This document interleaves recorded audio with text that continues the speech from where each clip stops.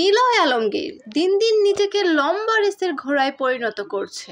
দেশের শোবিজ অঙ্গনের জনপ্রিয় অভিনেতা নিলয় আলমগীর, যিনি ছোট ও বড় পর্দায় সমানভাবে সফল। বিশেষ করে ছোট পর্দায় কমেডি ঘরানার নাটক করে ব্যাপক জনপ্রিয়তা অর্জন করেছেন তিনি। তবে এবার নিলয়ের ক্যারিয়ার জীবনে নতুন একটি মাইলফলক অর্জিত হয়েছে। আর অভিনীত নাটক শ্বশুরবাড়িতে ঈদ 54 মিলিয়ন ভিউ পেয়েছে, যা 8 বছর আগে মুক্তি পাওয়া জিয়াউল ফারুক অপূর্বের বড় ছেলে নাটকের রেকর্ড ভেঙেছে। নিলয় আলমগীর সবসময় তার অভিনয়ে ভিন্ন ধরনের চরিত্রে দেখা দেন। সম্প্রতি দর্শকদের দৃষ্টি আকর্ষণ করেছেন এই নাটকটির মাধ্যমে। শ্বশুরবাড়িতে ঈদ নাটকটি গত বছর মুক্তি পায় এবং ইউটিউবের মাধ্যমে আজ 54 মিলিয়ন ভিউ পেরিয়ে গেছে, যা অপূর্বর নাটকের রেকর্ডকে ছাড়িয়ে গেছে। 8 বছর আগে মুক্তি পাওয়া বড় ছেলে নাটকটি এতদিন ছিল ইউটিউবের সর্বোচ্চ ভিউ পাওয়া নাটক, যার ভিউ ছিল